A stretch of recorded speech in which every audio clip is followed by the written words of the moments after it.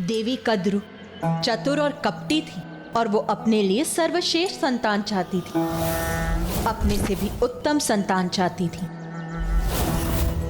और उन्हीं से विपरीत देवी विंता शांत, सरल और भोली थी और वो कम में ही संतुष्ट थी। सरल हृदय की थी आपकी माता देवी कद्रु और देवी विनता अत्यंत ही चतुर और कपटी। और ऋषि कच्छप ने दोनों की इच्छा पूर्ण की और आपकी माता कद्रु की इच्छा अनुसार उन्हें सहस्त्र अंड प्राप्त हुए और देवी विनता के अनुसार उन्हें 2 अंड प्राप्त हुए।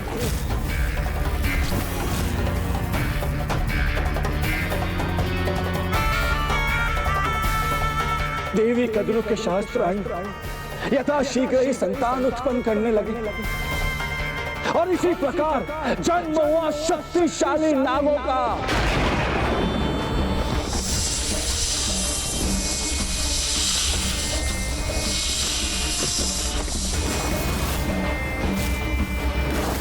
वो एक नाग अत्यंत उग्र था और शक्तियों से परिपूर्ण भी था।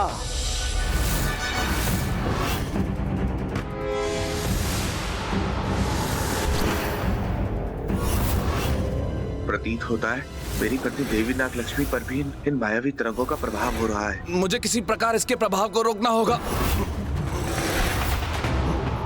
किंतु देवी विनता कहाँ शांत बैठने वाली थी।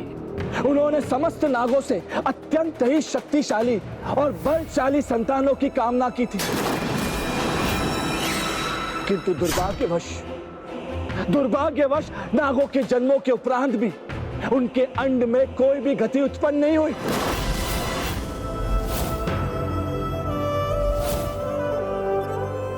देवी विंता ने तेजस्वी पुत्रों की प्राप्ति की इच्छा व्यक्त और जिस प्रकार तेज उत्पन्न करने हेतु चेष्टा, चिंतन और धैर्य पूर्वक प्रतीक्षा करनी होती है, उसी प्रकार तेजस्वी संतान के लिए भी धैर्य धारण करना होता है।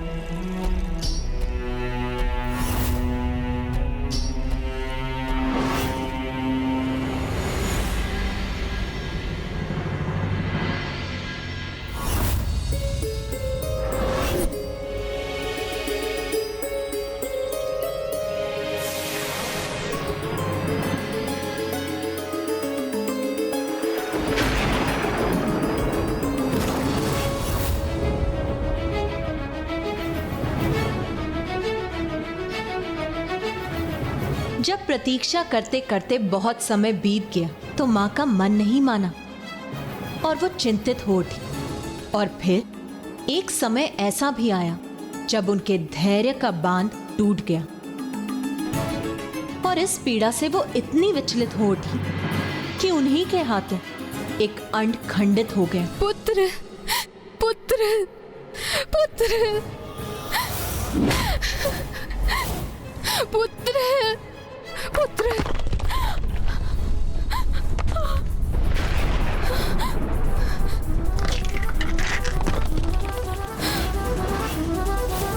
और फिर उस खंडित अंड से एक अर्ध विकसित अरुण उत्पन्न हुआ।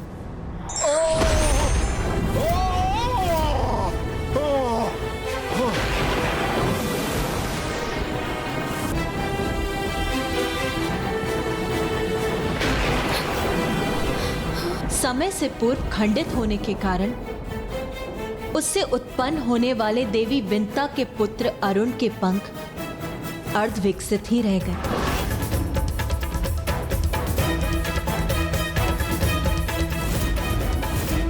आपने अपने ही पुत्र के साथ ऐसा क्यों किया माँ? अब मुझे जीवन पर्यंत ये कष्ट भोगना होगा। अर्धविकसित पंख लेकर संपूर्ण जीवन व्यतीत करना होगा। मुझे क्षमा कर दो पुत्र, मैं गहन चिंता में डूब गई थी। मुझे और देवी कद्रु को एक साथ आशीर्वाद मिला था, किंतु उनके तो सहस्त्र अंड उनके पुत्रों को बहुत समय पूर्व ही जन्म दे चुके थे, किंतु मेरे अंड अभी भी उसी अवस्था में थे। इसीलिए धीरज खोकर मैं ये भूल कर बैठी। मुझे लगा कि उस अंड के आवरण के कठोर हो जाने के कारण तुम उससे बाहर निकलने में असमर्थ हो रहे हो। आपको अपना संयम खोने की अपनी इस भूल का दंड भुगतना होगा। आपको माता कद्रू की दास बनकर रहना होगा। वही माता कद्रू जिनके अंड से अपने अंड की तुलना कर आप अपना धीरज खो बैठी पुत्र, और मेरे साथ ये अन्याय कर बैठी। पुत्र, अपनी माँ को ऐसा दंड मत दो। मुझे क्षमा कर दो पुत्र, मुझे क्षमा कर दो।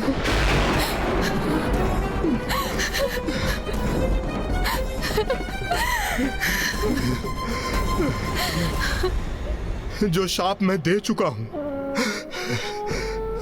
उसे तो मैं कभी परिवर्तित नहीं कर सकता, किंतु हाँ, यदि आप अब धीरज का परिचय देंगी तो आपका दूसरा अंड एक ऐसे शक्तिशाली अस्तित्व को जन्म देगा जो आपको दासता से मुक्त कराएगा।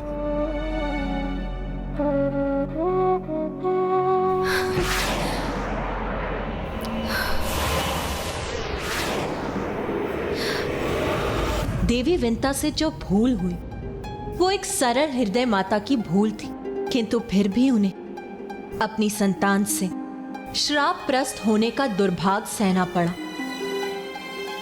फिर क्या हुआ माँ?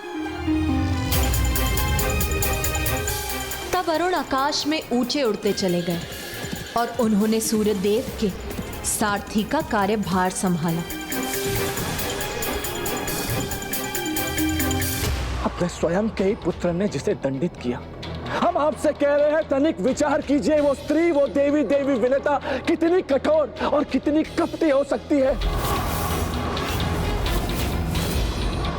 जिसके हृदय में कुटिलता निवास करती है। सद्विचार उसे छू तक नहीं सकते और सदैव देवी कद्रू को नीचा दिखाने का प्रयास करती है, उनसे ईर्ष्या करती है। ऐसी थी देवी विनता।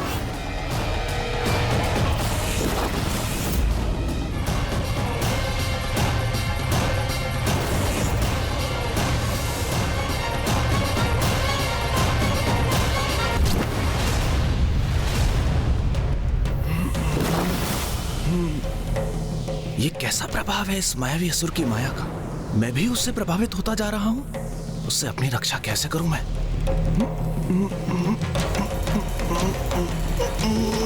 पर एक दिवस ऐसी घटना हुई कि दुर्दशा से भरी देवी विनता ने नागलोक की देवी कद्रू को अपने जाल में फंसाने का प्रयास किया, किंतु वो कहते हैं ना, जो कपटी होता है वो अपने चाल की जाल में स्वयं फंस जाता है। और दुर्भाग्यवश देवी विनता के साथ भी उस दिवस यही हुआ। वे स्वयं अपने चाल के जाल में उलझ गईं। उनके पुत्र अरुण का श्राप तो फलित होना ही था। इसीलिए एक दिवस ऐसी घटना घटित हुई जिसके कारण सदा के लिए देवी विनता को देवी कद्रू की दासी बनने के लिए विवश होना पड़ा।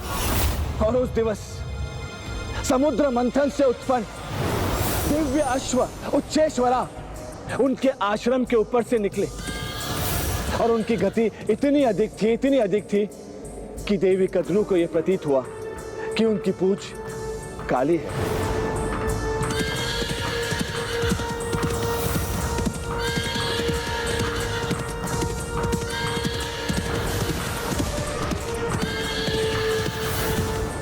किंतु देवी विनता सदैव नाग माता देवी कद्रू का अपमान करने के लिए तत्पर रहती थी।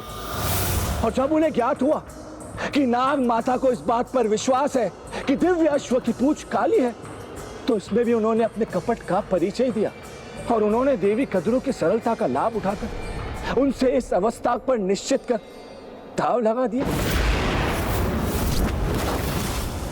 देवी कद्रू का दुराग्रह था कि उच्चे शवा की पूंछ काली थी, किंतु देवी विनता ने बड़ी सरलता और विनम्रता से यह सत्य उन्हें बताने का प्रयास किया कि उनका कथन अनुचित है। किंतु दंभ और अहंकार से प्रभावित देवी कद्रू को स्वयं पर अत्यधिक विश्वास था, तो उन्होंने देवी विनता को चुनौती दे दी और इसी को लेकर उनसे दाव भी लगा लिया। उचित है फिर। जब वो दिव्य अश्व उच्चेश्वा कल इस मार्ग से लौटेंगे तो हमें अपनी बात का परिणाम प्राप्त हो जाएगा। यदि मेरा कथन असत्य निकला तो मैं आपकी दासी बन के रहूंगी देवी विंता, किंतु यदि आपका विश्वास असत्य प्रमाणित हुआ तो आपको मेरे साथ साथ मेरे समस्त पुत्रों की दासी बनना होगा।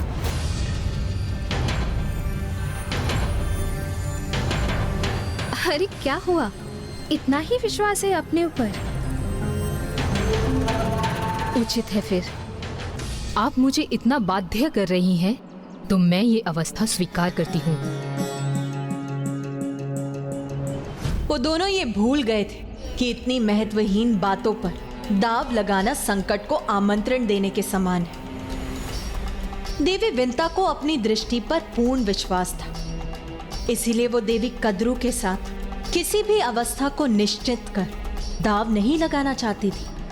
किंतु देवी कद्रू अपने अहंकार के कारण अपनी भूल स्वीकार नहीं करना चाहती थी, और जब देवी विंता सत्य कथन पर स्थित रही तो उन्हें उसका बहुत बड़ा मूल्य भी चुकाना पड़ा। क्योंकि जब देवी कद्रू ने इस बात की चर्चा अपने पुत्रों से की, नाग माता देवी कद्रू के संतानों ने जब इस घटना का श्रवण किया तो उन्हें ज्ञात हुआ कि किस प्रकार देवी विनता ने उनकी माता देवी कद्रू के साथ छल किया है, और उन्हें एक ऐसे अनुचित अवस्था पर दाव रखने के लिए विवश कर लिया जिसका परिणाम अनंत काल के लिए उनके अपमान का कारण बन सकता था। तो वो देवी विनता के कपट का विचार कर चकित ही रह गए।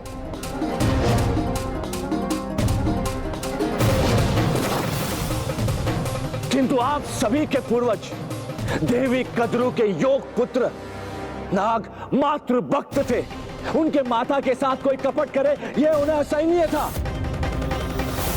वो ये कभी नहीं देख सकते थे कि उनकी माता देवी विनता की दासी बनने पर विवश हो जाए। इसीलिए अपने माता के प्रति निष्ठावान पुत्रों ने उनकी रक्षा करने का प्रण लिया और एक योजना निर्माण की।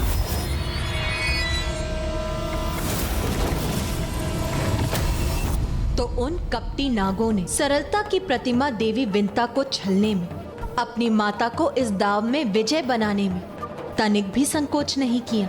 शीघ्र ही सब नागों को अपनी माया के वशीभूत कर लेगा ये मायासुर, ताकि दुर्गमासुर हमारा परम मित्र अपना अनुष्ठान सरलता से संपन्न कर वो देवी आदि शक्ति को पराजित कर सके। तो दूसरे दिवस जब दिव्य उच्चे शर्वा उस मार्ग से लौट रहे थे, देवी कद्रू के पुत्रों ने अर्थात नागों ने स्वयं को उस दिव्य अश्रु उच्चे शर्वा की पूंछ में लपेट लिया, जिससे कि जो भी उनकी पूंछ को देखे वो काली ही प्रतीत हो।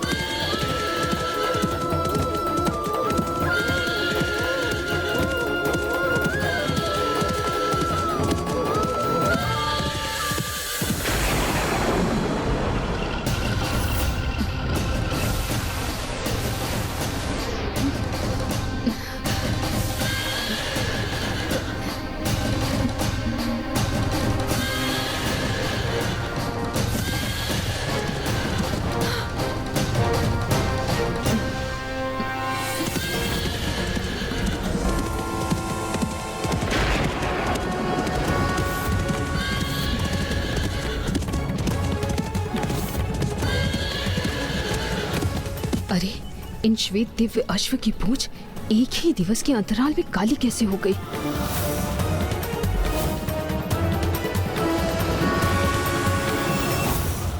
ये रहस्य मुझे ज्ञात अवश्य है। मेरे पुत्रों ने ही इसे संभव किया है, किंतु ये गुप्त रहस्य मैं तुम पर कभी उजागर नहीं होने दूंगी।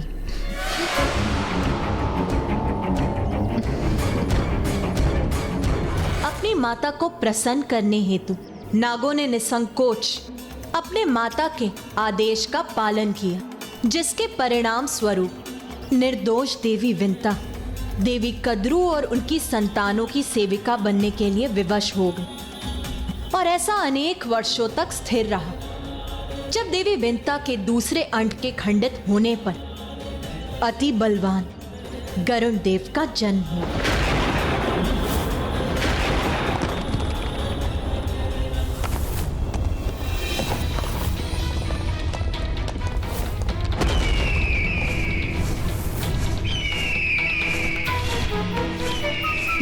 पाते ही स्वाभाविक रूप से गरुण देव अपनी माता को ढूंढने के लिए गए, किंतु उन्होंने जो देखा उसके कष्ट से वो स्तब्ध रह गए। मुझे ऐसा पता था भोजन नहीं, मैंने पुकारा था। अरे इन दोनों से पूर्व मेरा भोजन करो, शीघ्र करो, बहुत भूख लगी है, हमें शीघ्र भोजन दो। नहीं नहीं, शीघ्र भोजन दो, मैंने कहा था पहले,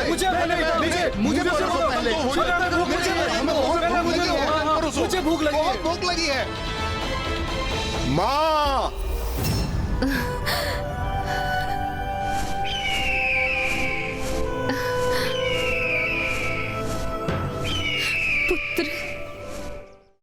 फिर क्या हुआ माँ? एक पुत्र अपनी माँ को ऐसी अवस्था में कैसे देख सकता है? ये गरुड़ देव के लिए तो असहनीय रहा होगा ना माँ? हाँ माँ, कोई भी पुत्र ये कैसे स्वीकार कर सकता है?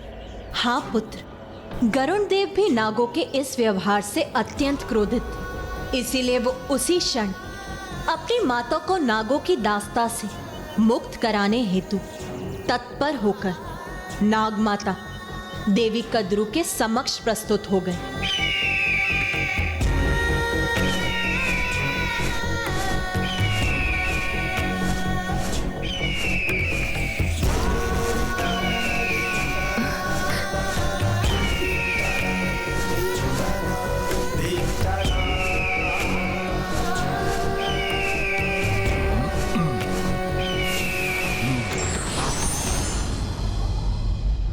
प्रणाम नाग माता, मैं विंता पुत्र गरुड़ हूँ।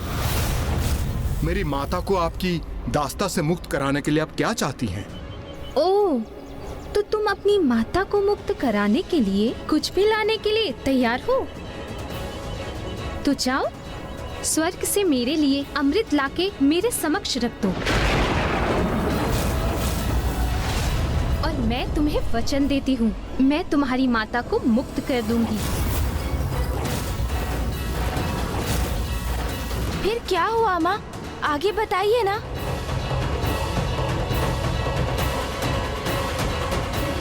नाग माता का संतोष तो स्वाभाविक था, क्योंकि अमृत मंथन के समय आप नागों के साथ घोर अन्याय जो हुआ था, और इसी कारण उन्होंने अमृत प्रस्तुत करने के लिए कहा। ज्ञात है क्यों? आप नागों की भलाई के लिए। हे प्रभु, मेरी सहायता कीजिए, मुझे इस दुष्ट के प्रभाव से मुक्त रखिए। ओम गण गणपतये नमः। प्रत्यक्षं तत्त्वमसि त्वमेव केवलं कर्तासि त्वमेव केवलं धर्तासि त्वमेव केवलं हर्तासि त्वमेव सर्वं खल्विन्दम्। तो माँ, क्या गरुड़ देव स्वर्ग से अमृत लाने गए वहाँ? अपनी माता को मुक्त कराने का दृढ़ निश्चय ले चुके थे, तो वो वहां से सीधे स्वर्ग गए अमृत प्राप्त करने।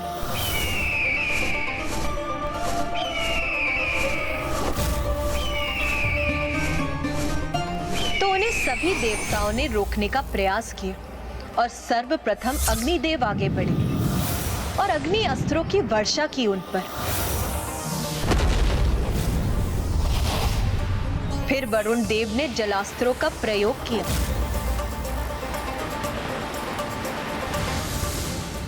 सूर्य देव ने उन्हें अपनी तीक्ष्ण किरणों से भस्म करने की चेष्टा की, और इंद्रदेव ने उन्हें अपने विद्युत से आक्रमण किया, किंतु कोई भी करुण देव को क्षति नहीं पहुंचा।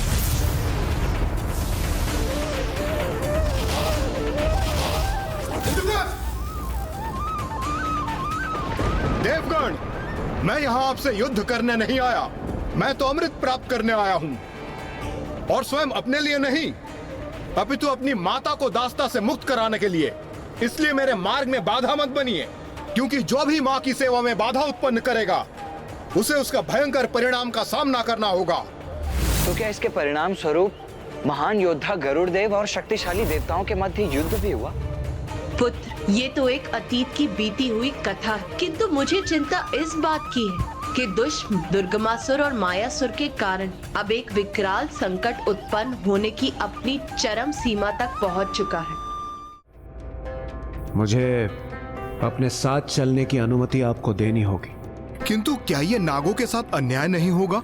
अमृत पाने के तो वो भी अधिकारी हैं। नागों को इससे वंचित रखकर उन्हें छलना क्या अनुचित नहीं होगा श्री हरि नारायण? यदि आप ऐसा समझते हैं तो ये आपकी सहृदयता है, किंतु नागों को अमृत न देने का एक कारण है, क्योंकि उनमें अत्यधिक विष का वास होता है। इसलिए उन पर विश्वास करना कठिन है कि अमृत प्राप्त करने के पश्चात वो सृष्टि को किस प्रकार आतंकित करेंगे।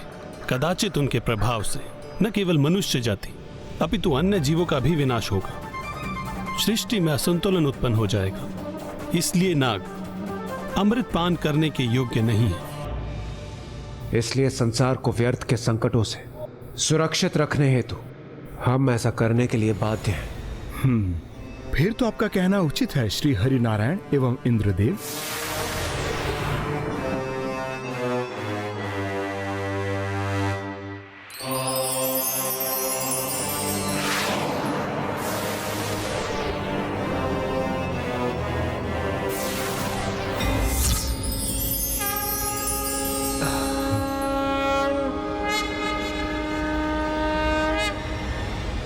प्रणाम प्रभु। फिर देव विनीता के पुत्र गरुड़ देव अमृत तो लेकर आए, किंतु उसके साथ छिपा लाए उस छलिए देवराज इंद्र को। क्या थे आप लोगों को क्यों आपके साथ छल कर सके, कपट कर सके, इसी कारण।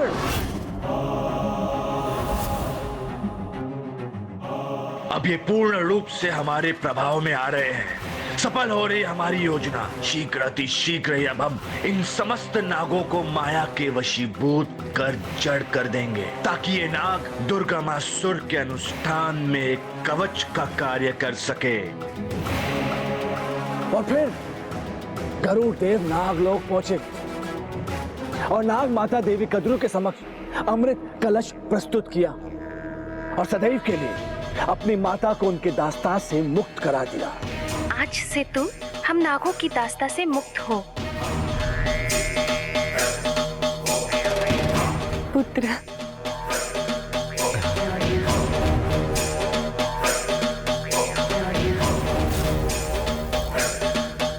और फिर जैसे ही नाग माता कद्रू अपने संतानों को अमृत प्रदान कर रही थी, ठीक उसी समय देवराज इंद्र वहां प्रकट हुए।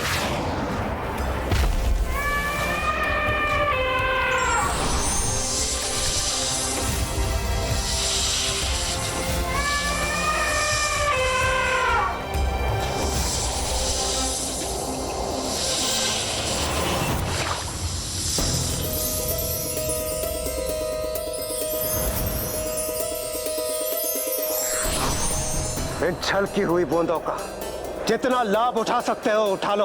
अमृत की बूंदों को पीने के लिए जब नाग संघर्ष करने लगे तो खड़क के समान तीक्ष्ण धार से युक्त उन घासों के कारण ही उनकी जिह्वा दो भागों में विभक्त हो गई। इसीलिए नाग देवराज इंद्र और अन्य देवताओं को अपने दो भागों में विभक्त जिह्वा के लिए दोषी मानते हैं।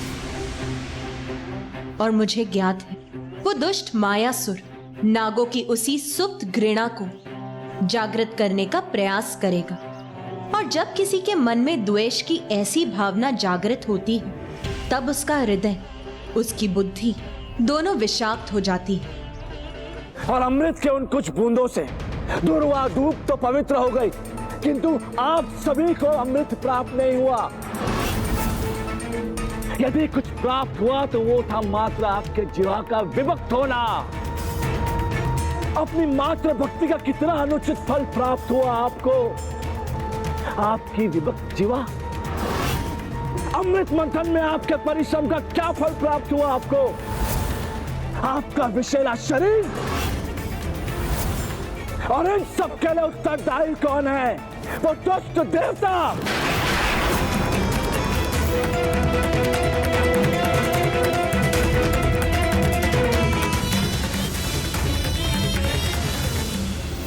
ओम गण गणपतये नमः। ओम गण गणपतये नमः। ओम। उचित ही तो कह रहा है वो असुर। देवताओं ने हमसे इतना बड़ा छल किया और फिर भी हम सदा देवताओं का ही साथ देते हैं। अब समय आ गया है कि अब हमें देवताओं के विरुद्ध असुरों का साथ देना चाहिए। ये आप क्या कह रही हैं देवी? अपने विवेक को जागृत कीजिए। आज ही तो भ्रमजाल से मुक्त हुई हूँ मैं। आज ही मेरा विवेक जागृत हुआ है। उचित अनुचित का भेद कर पा रही हूँ मैं। भ्रमित तो वो असुर कर रहा है आपको और नागलोक के अन्य वासियों को।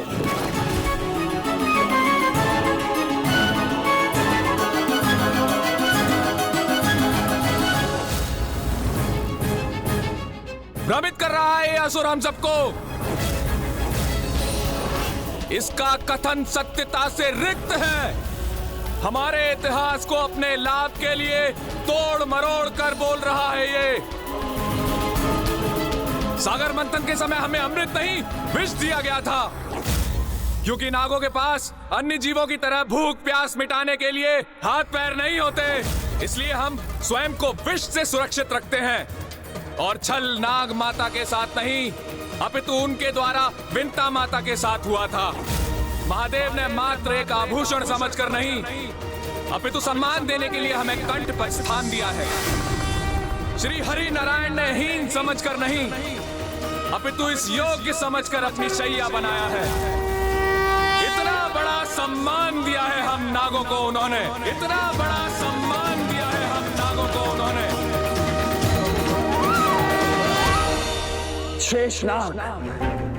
शेषनाग तो स्वयं भ्रम में है।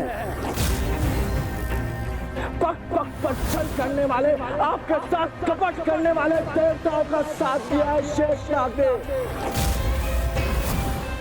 आप सर्वशक्तिशाली नागों को तो हमारे साथ होना चाहिए, मायासुर के साथ, जो आपको शक्ति और महानता के पथ पर लेकर जाएगा।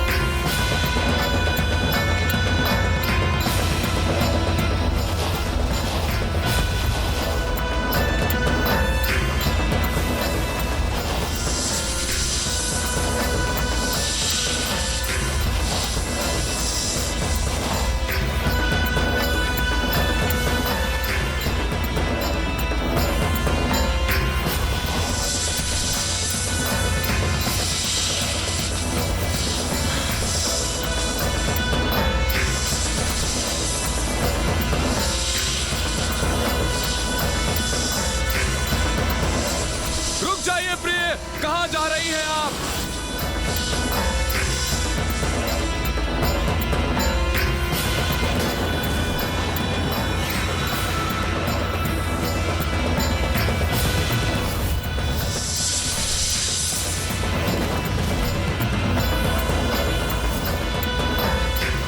प्रिय, रुक जाओ प्रिय, रुक जाओ, रुक जाओ प्रिय।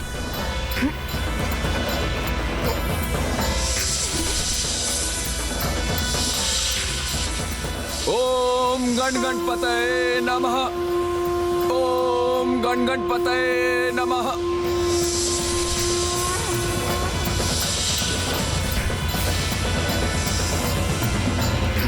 रुक जाओ प्रिय, ऐसा अनर्थ मत करो। उसके किसी भी कथन पर विश्वास मत करो। रुक जाओ प्रिय, रुक जाओ।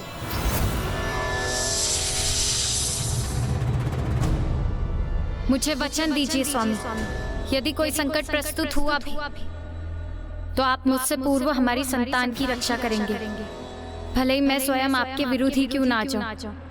मैं वचन देता हूं, यदि ऐसा कुछ हुआ तो मैं सर्वप्रथम अपनी संतान की रक्षा का उपाय करूंगा।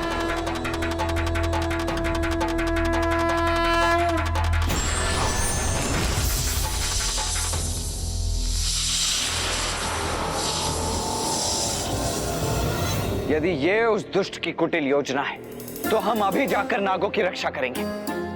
नहीं पुत्र, नागों की रक्षा तो एकमात्र गणेश ही कर सकता है, और ये दायित्व तो पुत्र गणेश को ही संभालना होगा। नाग पृथ्वी की मूलाधार में वास करते हैं और मूलाधार के देवता तो तुम हो पुत्र गणेश। इसीलिए नागों की रक्षा तो तुम्हें ही करनी होगी।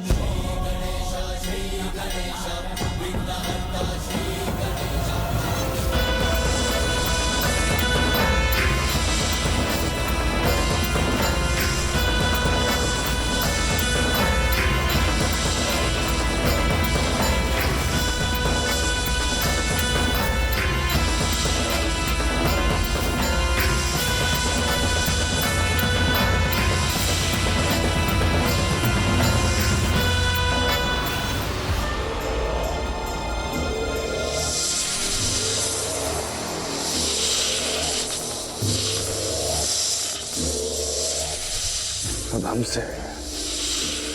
हमसे इन नागों की रक्षा कोई भी नहीं कर पाएगा, कोई भी नहीं। जाओ और जाकर मिट्टी को अपना आहार बनाओ और इस गुफा में बिछकर जड़ हो जाओ। अब हम तुम सभी नागों को हमारी अर्थात मायासुर की गुफा में लेकर जाएंगे, जहां तुम सब मात्र और मात्र हमारी इच्छा अनुसार ही कार्य करोगे।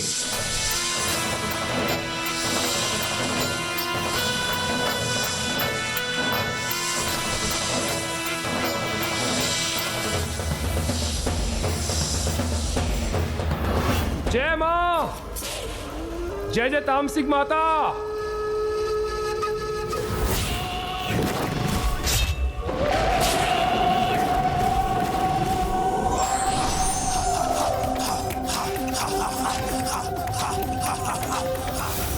निन्यानवे लाख 99 सहस्त्र 94।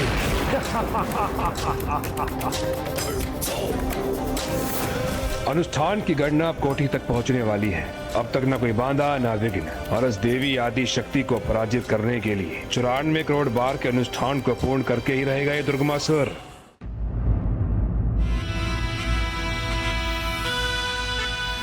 पुत्र गणेश, जैसा कि तुम्हें भली भांति ज्ञात, प्रत्येक जीव कुंडलिनी की शक्ति होती है, जो उसकी रीढ़ के आधार पर स्थित होती है, जहां मूलाधार चक्र भी स्थित।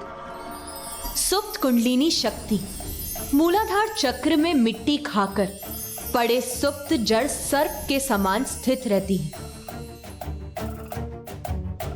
किंतु जब ये कुंडलिनी शक्ति जागृत होती है, तब वो मूलाधार चक्र से जीव के शरीर में स्थित सर्वोच्च चक्र सहस्त्रार चक्र, जो उसके शीश में स्थित होता है, वहां जाकर स्थित हो जाती है और वो इस अवस्था में एक फन फैलाए नाग के समान प्रतीत होती।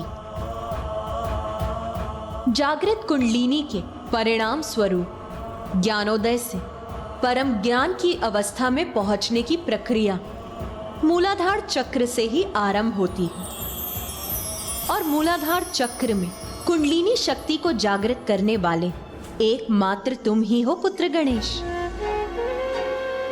मोह माया की मिट्टी से उत्पन्न, सत्य के बोध से वंचित सुप्त कुंडलिनी को तुम अथवा तुम्हारा ध्यान ही जागृत कर सकता है।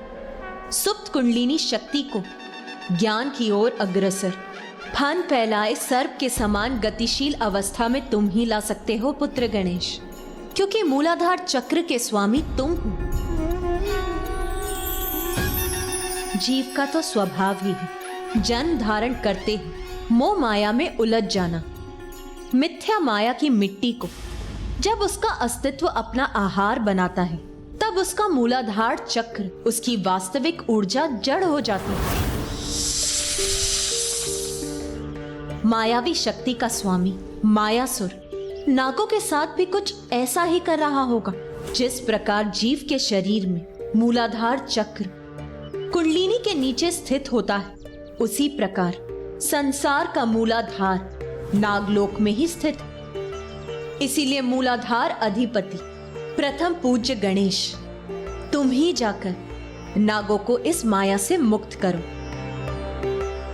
अन्यथा बहुत देर हो जाएगी। क्योंकि यदि दुर्गमासुर नागों को अपना कवच बनाकर स्वयं को सुरक्षित रखकर अपना अनुष्ठान पूर्ण करने में सफल हो गया तो फिर उसे युद्ध में पराजित करना बहुत कठिन होगा पुत्र।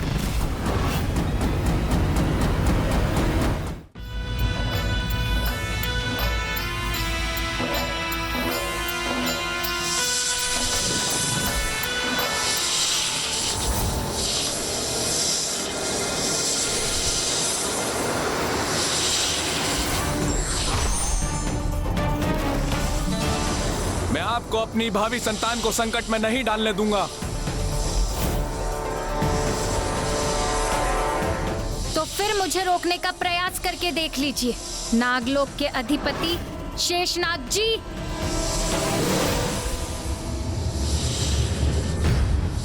नागलोक के राजा शेषनाग जी अब तक हमारी माया से वशीभूत नहीं हुए, किंतु हम भी देखते हैं कि कब तक शेषनाग अपने आप को हमारे माया के प्रभाव से बचा सकता है।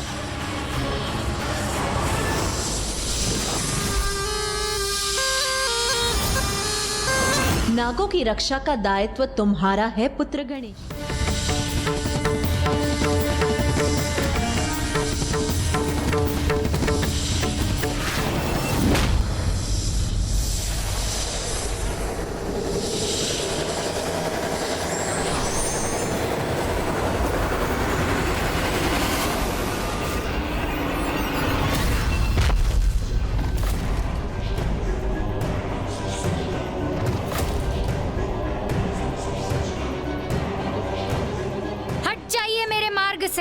मुझे मेरे अंड को लेकर आगे बढ़ने दीजिए अपने मार्ग पर।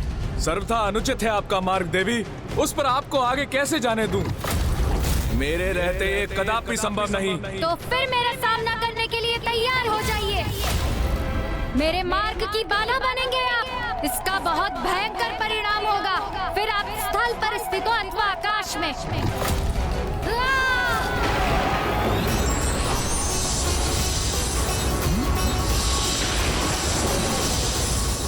समस्त नाग और उनकी नाग रानी तो हमारे मायासुर के वश में आ चुकी हैं।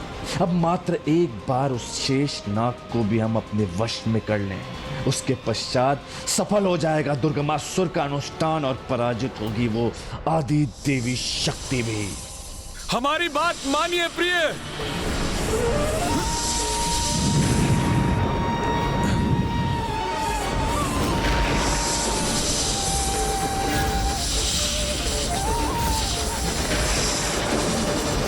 गणेश संसार के समक्ष अपना वो अवतार लेकर प्रकट होगा जो सज्जनों के लिए दया का सागर और दुर्जन पापियों के लिए अत्यंत कठोर और विकराल होगा। एक नवीन अवतार, एक नवीन रूप धारण करेगा गणेश। अति महत्वाकांक्षी व्यक्ति का कार्य जब मित्रता से नहीं बनता तो फिर वो छल का सहारा लेता है ताकि वो दूसरों के मध्य फूट डालकर स्वयं की प्रभुता स्थापित कर सके।